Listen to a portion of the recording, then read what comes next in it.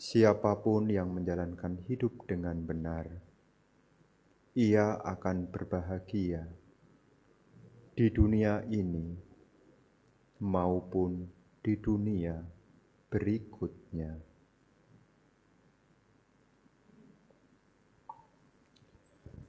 Biku Sangga yang termuliakan, Romo Ramani Pandita, para ibu, bapak, saudara-saudari yang berbahagia, selamat pagi, terpujilah Sang Buddha, Namo Buddhaya. Pagi hari ini kita berkumpul bersama di Wihara Siripada dalam rangkaian puja Patidana, puja persembahan jasa yang dipersembahkan untuk para sanak keluarga, leluhur yang telah tutup usia. Dan hari ini merupakan kesempatan yang baik bagi kita, karena kita bisa mengisi hari ini dengan hal-hal yang baik, yang tidak lain adalah nilai-nilai kebajikan. Para bapak dan ibu, saudara-saudari sekalian, seperti tadi yang telah disampaikan bahwasanya rangkaian puja Patidana ini telah berlangsung beberapa hari yang lalu, terhitung mulai hari Senin kemarin dan juga hari ini. Tidak lain, ini adalah hal yang baik. Minimal kita mengingat kembali ajaran-ajaran luhur Guru Agung Sang Buddha. Dan hampir tiap malam ada pembabaran Dhamma. Ini bermanfaat bagi kita. Mengapa demikian? Karena Dhamma ajaran Sang Buddha itu sebagai petunjuk, sebagai pengingat agar kita bisa menuntun diri kita melangkah semakin hari semakin lebih baik. Guru Buddha dalam syair Dhammapada menyebutkan Tumhehi kicang matapang akataro tatagato. Sang Tathagata hanyalah penunjuk arah, engkaulah yang harus berusaha. Di dalam suta-suta ajaran Sang Buddha itu adalah penunjuk arah, dan kitalah yang harus berusaha.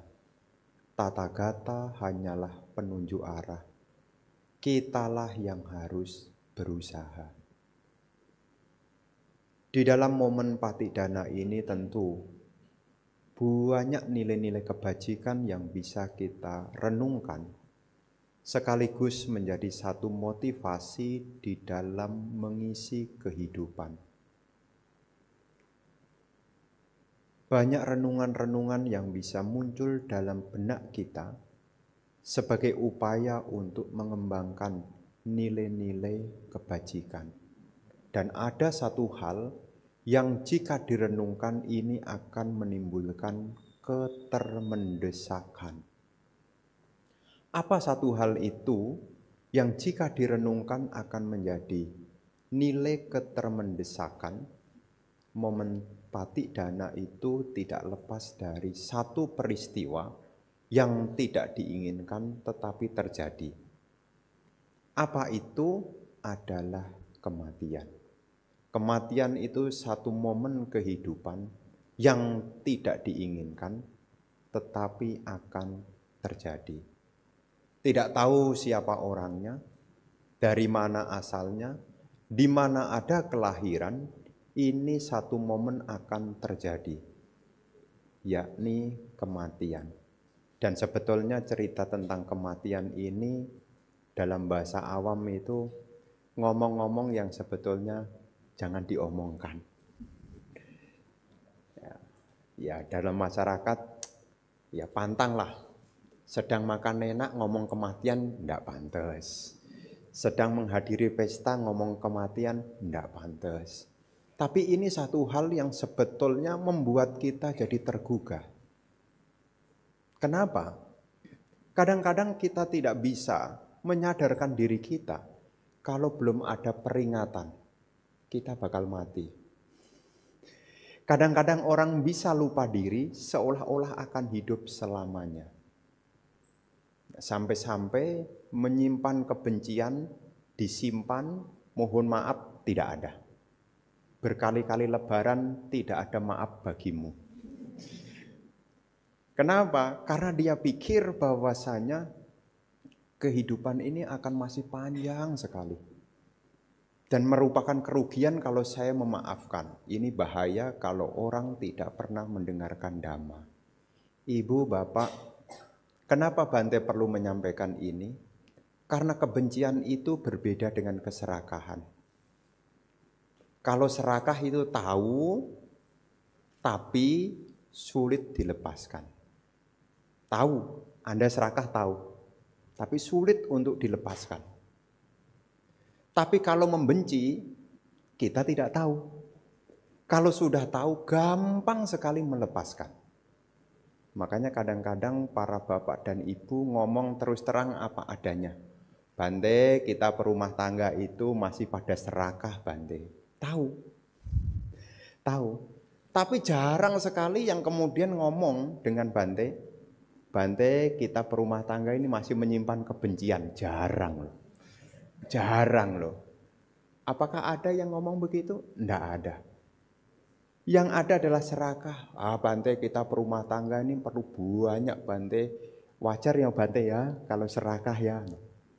Mau tidak bilang iya. Ya untuk sementara ya dulu lah. Tapi tidak ada yang mengatakan, oh Bante kita perumah tangga wajar dong ya kalau kita benci. Tidak ada loh yang ngomong begitu.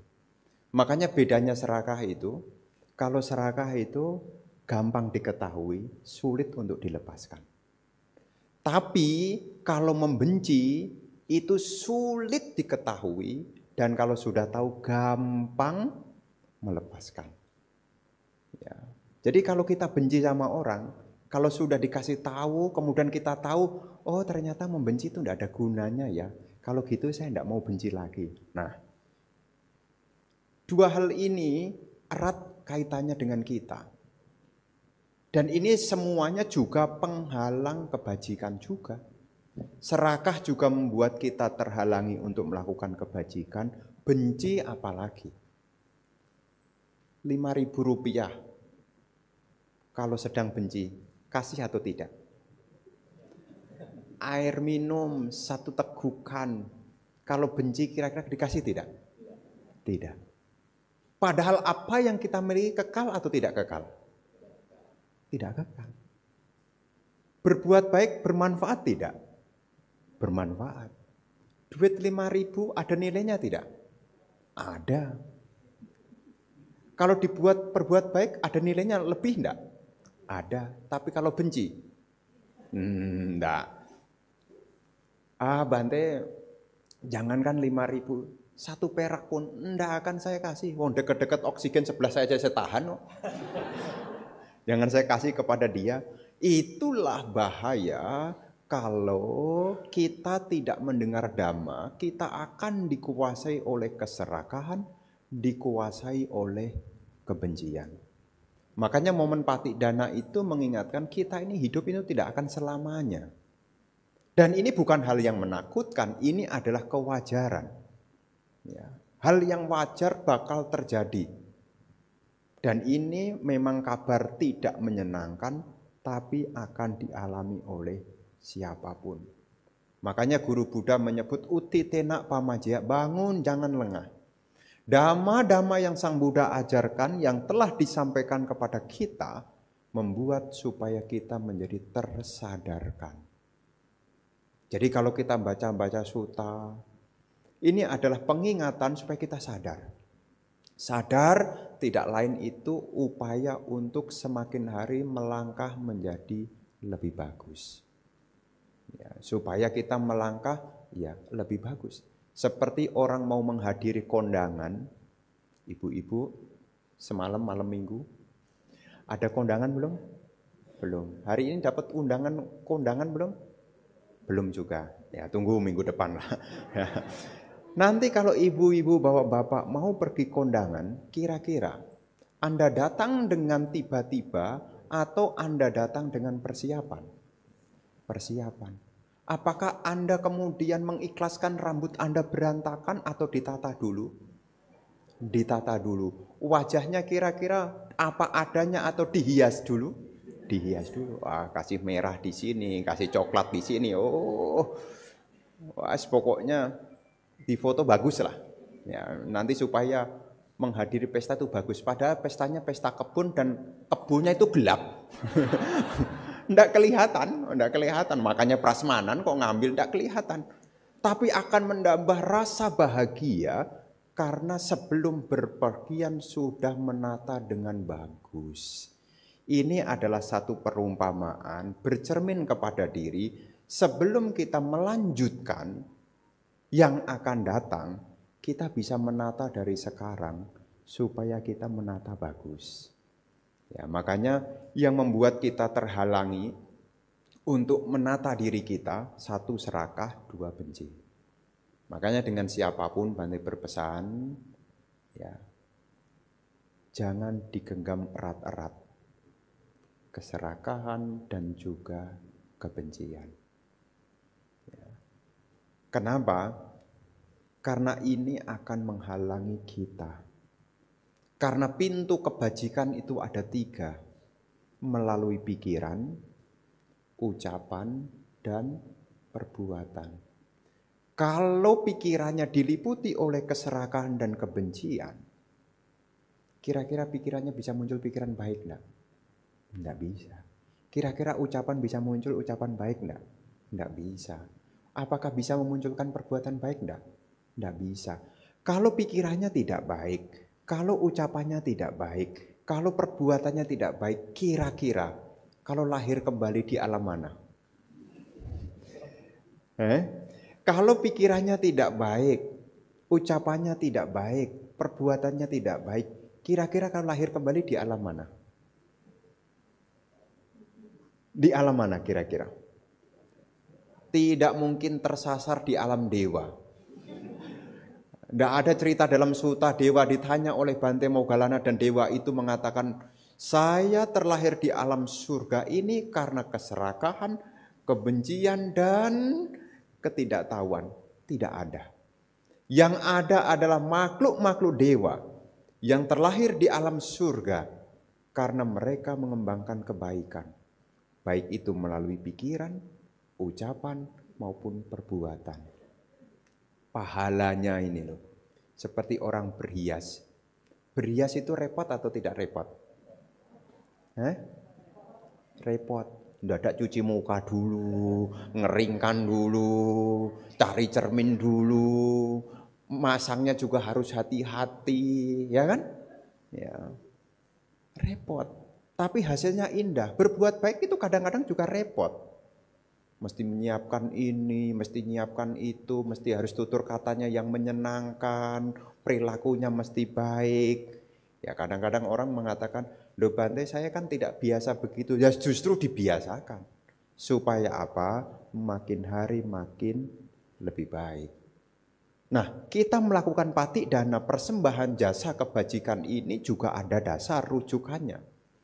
Selain di dalam Sigalo Wada Sutta, bakti anak kepada orang tua, juga di dalam Ratana Sutta juga disampaikan tentang persembahan. Dan ini saya pikir bisa dilakukan, ya terkhusus ibu-ibu, bapak-bapak sebagai perumah tangga, ya, demi kebahagiaan sendiri karena kita masih ingat, kita ini masih lahir kembali, ya kita masih lahir kembali. Di dalam Ratana Sutta, di situ Guru Buddha menyampaikan, perlakukanlah manusia dengan cinta kasih, sebagaimana mereka telah menghaturkan persembahan kepadamu. Nah, di dalam kata Bali di sana tentang persembahan, ya salah satu di situ, ya ini menjadi hal yang perlu dilakukan dengan baik, selama Anda mampu dan bisa dilakukan. Pertama adalah Atik Bali. Atik Bali itu kalau ada tamu datang, kasih suguhan. Ya, minimal ya air percaya diri. Ya, air percaya diri itu airnya air putih, air percaya diri. Ya, minimal air putih. Jangan hanya minimal selamat pagi doang. Ya, namanya persembahan itu ada barang, ada sesuatu yang kita haturkan. Dan ini adalah bahasa sosial, bahasa kemasyarakatan yang ini juga kebajikan juga. Dan ini bisa dilakukan sehari-hari. Karena Anda berurusan dengan orang dan Anda juga akan kedatangan tamu ke rumah Anda ataukah di tempat usaha Anda. Ya, ini cara yang pertama adalah kebajikan. Supaya apa? Orang-orang di sekitar kita juga melindungi kita karena kita melakukan kebaikan. Namanya Atik Bali. Atik Bali, memberi sesuatu kepada para tamu. Ya, para tamu. Ya. Makanya kalau Anda bertamu ke saya, ya, di lantai bawah, saya sudah siapkan. Karena sudah lewat jam 12, jadi tidak ada roti, tidak ada mie, tidak ada makan, ya adanya cuma air mineral. Ya, kok dikasih Bante? Ini bagian dari menjaga nilai kebaikan. Ya, jadi ya kasih air minum. Nanti kalau di rumah ya kasih air minum. Tamu ya. Ini juga salah satu kebajikan yang dikatakan kala. Kala dana itu. Dana tepat waktu. Waktunya tamu datang, ya jangan kemudian tamu baru datang. Udah ditanya, kamu dari mana? Oh, nanti setelah ini mau kemana? Belum duduk udah ditanya. Setelah ini mau kemana? Belum duduk. Ya. Nah, ini yang pertama. Dan ini kebajikan ya, jangan anggap remeh ya. Ya. Jadi ini adalah kebajikan, memberi sesuatu kepada tamu. Ya, persembahan kepada tamu. Yang kedua adalah nyati. Nyati itu saudara. Kalau ada saudara, bantu. Ya mungkin ya meskipun jauh ya ada sesuatu bantu. Ya, karena kalau katanya satu musuh rasanya kelebihan. 1000 teman rasanya masih kurang. Saudaranya cuma 1. Tidak pernah diperlakukan baik. Nah ini ibu bapak ibu yang punya saudara. Ya ini salah satu juga bagian apa? Puja juga. Namanya nyati. Memberi persembahan kepada sanak keluarga. Mungkin ada saudara. Manggala Sutta juga disebutkan kok. Ya. Di Manggala Sutta juga disebutkan yang bagian setelah itu loh.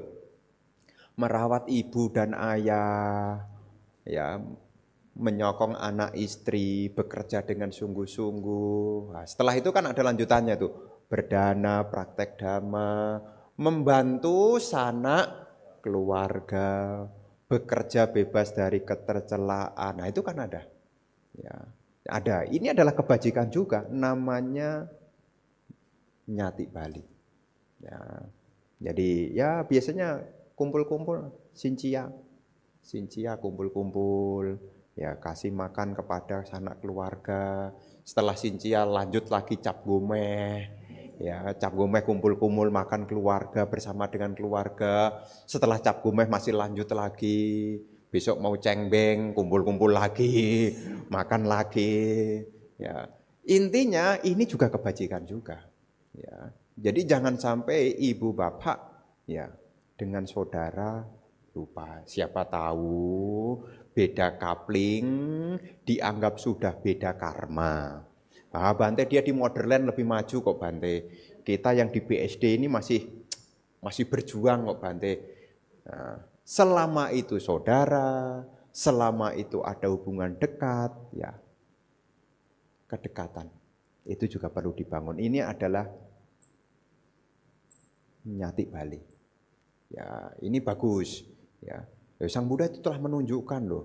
Ya, jadi Sang Buddha itu tidak hanya berbicara dhamma untuk para biku saja ya. Ya, kepada perumah tangga juga Sang Buddha juga menyampaikan bahasa sehari-hari. Ya, seperti berlaku baik pada tamu, berlaku baik pada sanak keluarga. Ya.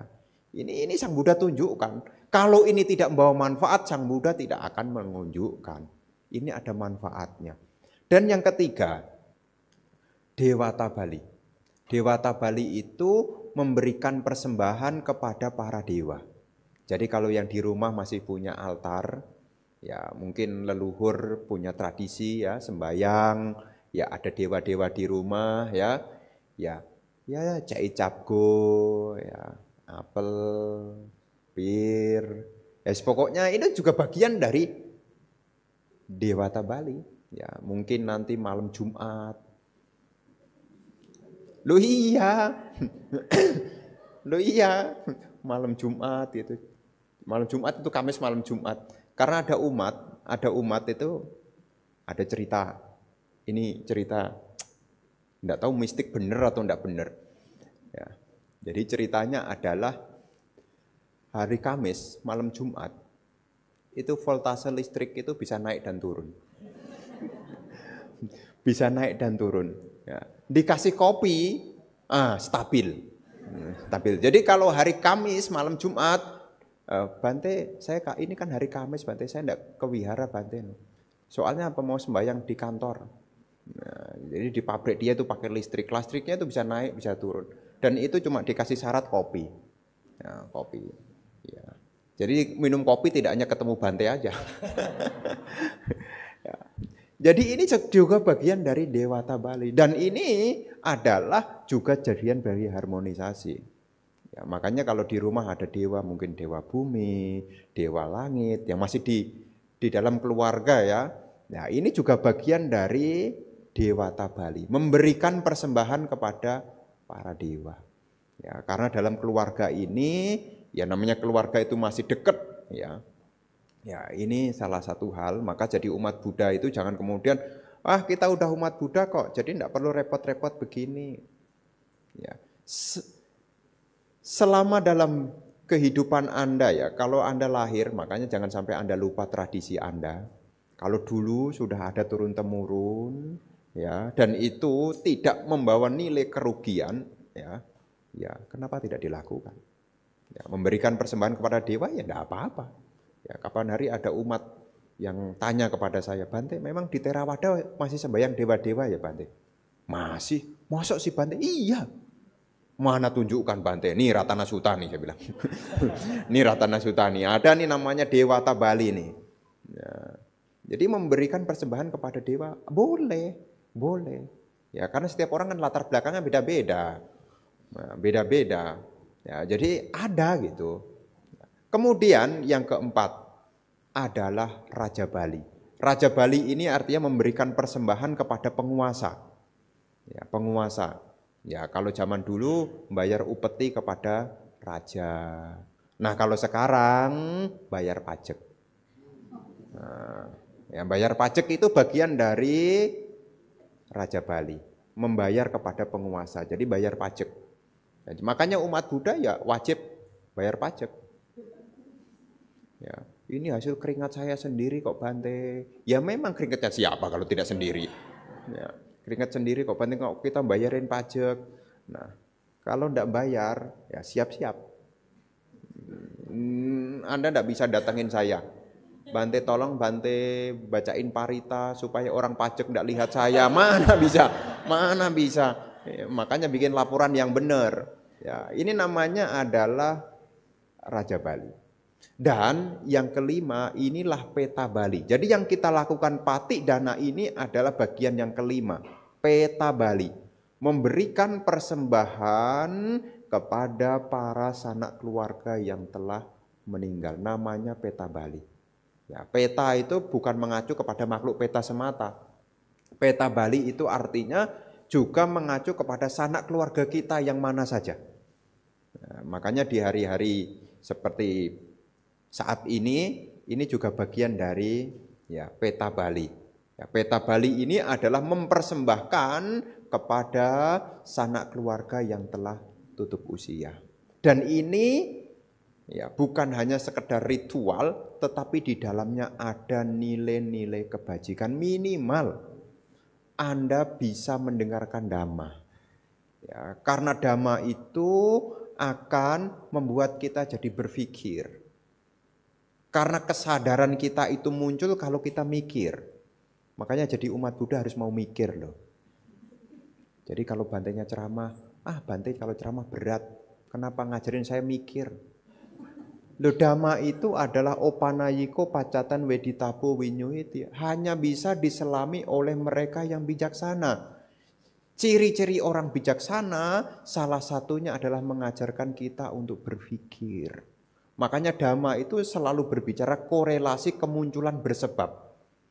Kenapa ada yang lahir di alam bahagia? Itu juga ada sebabnya.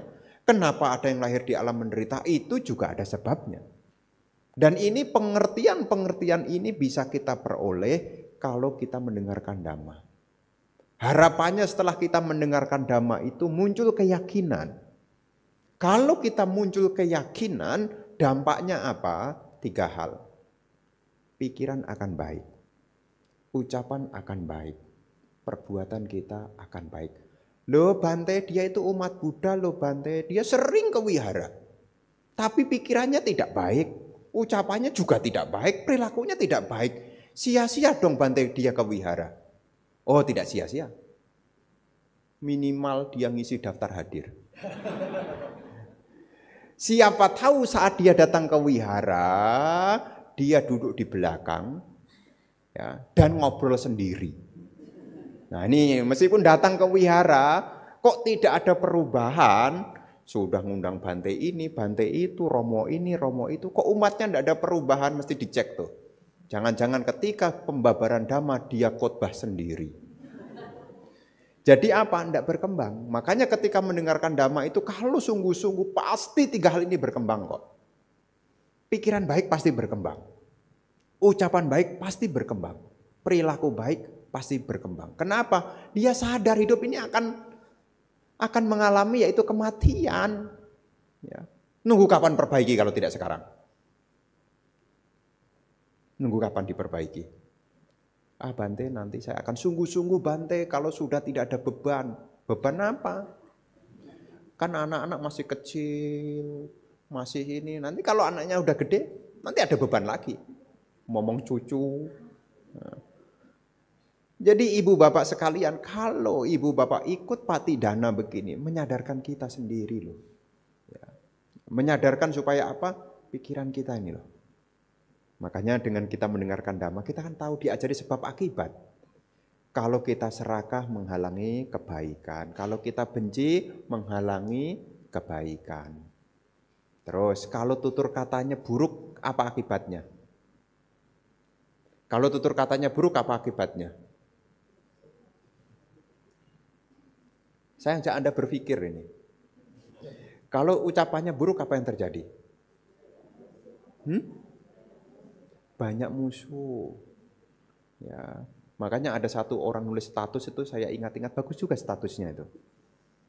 Ya, di saat engkau di luar, hati-hatilah dengan perilakumu.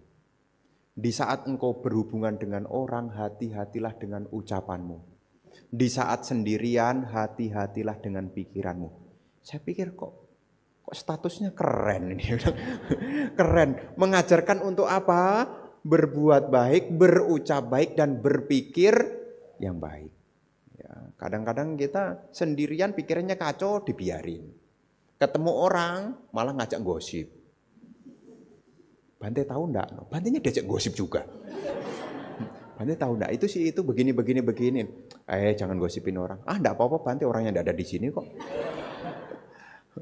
Ya ibu-ibu, bapak-bapak ini kadang-kadang ini ngajak gosip gitu ya. Ya, di saat kita ketemu orang, ya jangan berkata yang buruk. Ya, berkatalah yang menyenangkan. Ya, menyenangkan. Ya, katanya ini dari kita punya mulut, ya, katanya ini tempatnya obat. Karena kalau kita pengen sembuh, minum obat lewat mulut. Kita juga keracunan juga, lewatnya juga lewat mulut juga. Makanya hati-hati. Ya, pintunya sama, kalau tidak dihati-hati ini bisa mengeluarkan racun.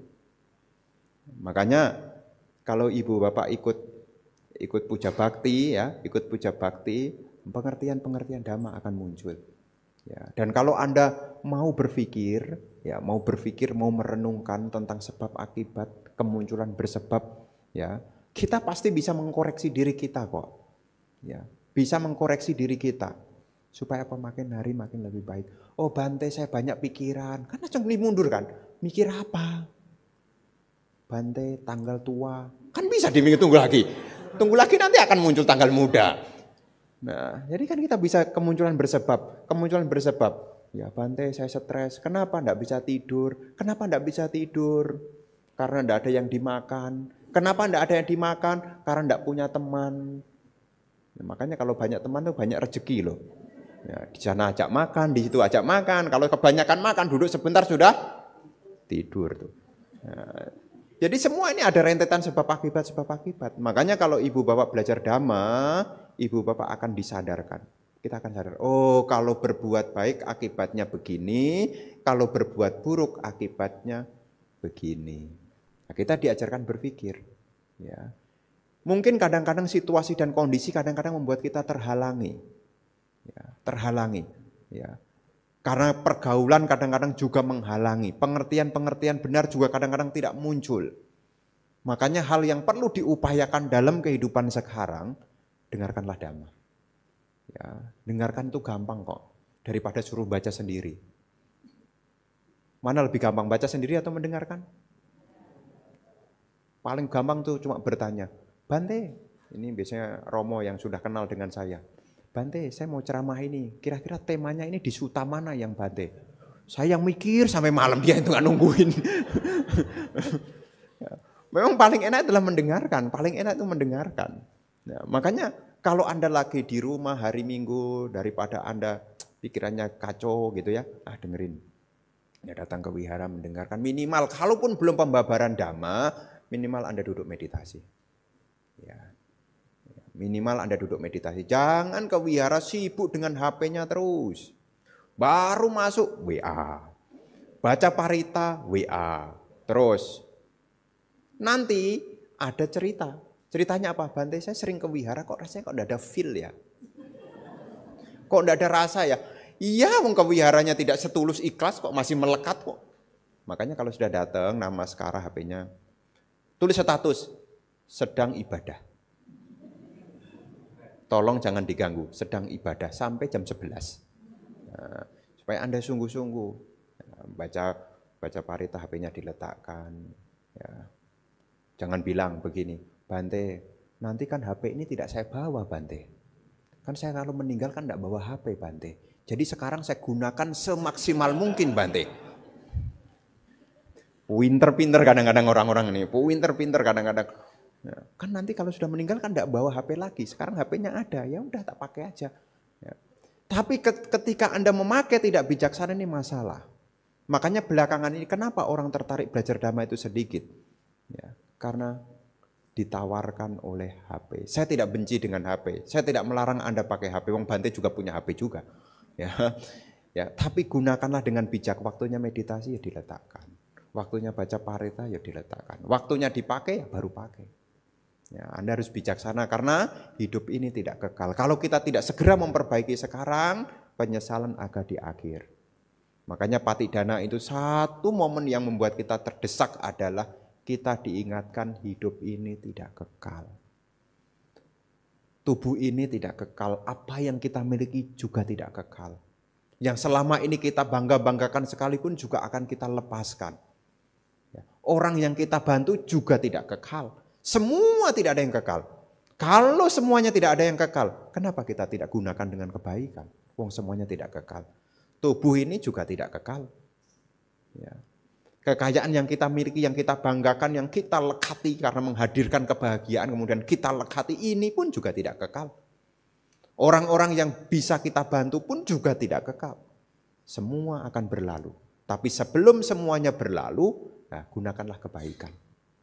Ya, berlaku baik kepada suami, berlaku baik kepada istri, berlaku baik kepada anak, berlaku baik kepada orang tua, berlaku baik kepada saudara, berlaku baik kepada Bante juga. Intinya apa? Kebaikan itu akan mendatangkan kebahagiaan. Kalau Anda sekarang tidak bahagia, Anda bercermin. Kebaikan apa yang belum saya munculkan? Bisa jadi Anda selama ini salah ngomong, bisa. Kadang-kadang kita ngomong, kadang-kadang kurang bersyukur. Kadang-kadang kita sebetulnya aslinya sudah bahagia. Ya. Aslinya sudah bahagia, tapi ngomongnya itu loh. Aduh, duit segini mah kurang. Gaji 6 juta, wah duit segini mah kurang. Belum punya anak, belum punya istri. Mah kurang. Meditasi kepikiran gaji naik, gaji naik. Kadang-kadang kita aslinya itu sudah bisa bahagia, tapi kadang-kadang kita punya ucapan sendiri itu loh. Yang membuat pikiran kita berkembang dalam keburukan-keburukan. Ya, ini sebagai sarana untuk bercermin diri. Aslinya Anda sudah bahagia kok. Aslinya itu. Ya, aslinya Anda sudah bahagia. Hanya kadang-kadang ucapan kita ini loh. Ya, kadang-kadang pikiran kita juga. Ya, aslinya Anda sudah bahagia. Saya survei, umat Buddha itu aslinya sudah bahagia aslinya. Makan tidak kurang. Tempat tinggal ada. Baju juga lebih. Saya perhatikan umat Buddha yang aslinya itu bahagia loh. Kalaupun dia kurang makan, datanglah ke wihara pas jam makan. Nanti pasti ada makanan. Kapan hari ada umat dari keyakinan lain ngomong, ya kan dia datang tuh pas di jam makan biku. Ini tamunya ya bagus juga sih ya, promosi ya. Terus ini setiap hari begini Bante, iya bagus juga ya Bante. Kalau setiap tempat ibadah, jam siang ada makan siang, saya pikir enggak ada orang lapar ya Bante. Oh, bagus juga ya. Oh, ini budaya yang bagus untuk dipertahankan Bante. Udah dari zaman Sang Buddha. Udah dari zaman Sang Buddha. Kalau sampai tidak bahagia berarti ada sesuatu yang keliru. Mungkin pikirannya yang keliru, mungkin ucapannya yang keliru, mungkin perbuatannya yang keliru. Karena apa? Karena jadi umat Buddha sebetulnya udah paling bahagia kok. Ya, paling bahagia. Ya. Apalagi ngomongnya sama Bante, pasti dikasih dah. Bante ini boleh bawa pulang Bante? Boleh. Kalau ini bagaimana Bante? Boleh? Boleh. Pokoknya iya aja tuh, boleh aja tuh. Ya. Karena kalau bilang tidak, nanti Bante melekat gitu. Akhirnya jawabnya boleh, boleh. Ya. Kadang-kadang sampai batuk-batuk gara-gara apa? Minta jadwal terus. Minta jadwal terus. Jadi ya pokoknya boleh aja lah, boleh aja. Ya, makanya sebenarnya jadi umat Buddha itu bahagia. Kuncinya mesti rajin ke wihara. Ada sebagian umat Buddha menjadi umat Buddha seolah-olah manfaatnya tidak ada. Kenapa? Wihara aja tidak pernah dijamai. Ketemu biku tidak pernah. Ngundang biku aja Pak. Ya. Wah kita jadi umat Buddha ini tidak ada bahagianya. Tidak pernah ke wihara. Makanya yang sudah statusnya KTP-nya agama Buddha, diajak ke wihara. Supaya apa? Tahu rasanya jadi umat Buddha. Kalau udah jarang ke wihara, ya sudah tidak ingat hidup tidak kekal, tidak ada yang mengingatkan bahaya keserakahan, tidak ada yang mengingatkan bahaya kebencian, tidak ada loh. Siapa? Suami berani mengatakan begitu, Bu, bahaya benci loh Bu, berani? Tidak dimasakkan besok. Berani, tidak berani. Tidak berani. Makanya ini pentingnya kita ke wihara. Ya ini kan wiharanya sudah berkembang nih, udah bersih nih. Udah bersih, AC-nya yo tidak kalah dengan pusdiklat, adem temenan ini ya. Wah adem temenan udah deket tuh. Nanti sebelah juga nanti ditata, bersih. Ya rajin lah, rajin. Ya yang deket-deket ya rajin ya. Jadi sudah bagus tempatnya, maksimalkan. Ya maksimalkan. Ya jadi jangan sampai ibu bapak sudah berdana, sudah membantu, tapi tidak dimaksimalkan. Ya, karena semua ini juga untuk kebersamaan Anda yang berdana, Anda yang memakainya juga. Ya, kalau hanya Bante saja yang memakainya kan ya kelebaran kan. Nah, kelebaran masuk meditasi cuma bersatu sendirian. Ya. Jadi ya nanti ibu bapak sekalian mungkin ya saat pikirannya suntuk, saat pikirannya tidak tenang datanglah ke wihara. Ya, tenangkan pikirannya. Nah, tenangkan pikirannya, baca parita, merenungkan dhamma sebentar. Ya, minimal ada space untuk tarik napas. Ya, datang ke wihara minimal ada space untuk ganti suasana. Ya, siapa tahu dari hal-hal yang kecil ini bisa memicu munculnya hal-hal baik yang besar.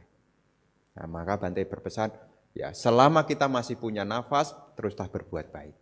Dan kebaikan ini juga selain bermanfaat kepada kita yang menjadi pelakunya, kebaikan ini tentu bermanfaat kepada leluhur kita masing-masing. Ya, Sang Buddha menyampaikan utitena pamajeya damang sucaritang care damacari sukang seti asming loke param hijati. Bangun, jangan lengah, tempuhlah kehidupan dengan benar. Siapapun yang melaksanakan hidup dengan benar, dia akan berbahagia di dunia ini maupun di dunia berikutnya. Semoga kebajikan yang hari ini kita lakukan bersama, semoga mengkondisikan para sanak keluarga leluhur yang telah tiada, para dewa, para makhluk yang ada di sini, yang mungkin masih membutuhkan jasa kebajikan. Semoga mereka pun juga ikut berbahagia dengan kebajikan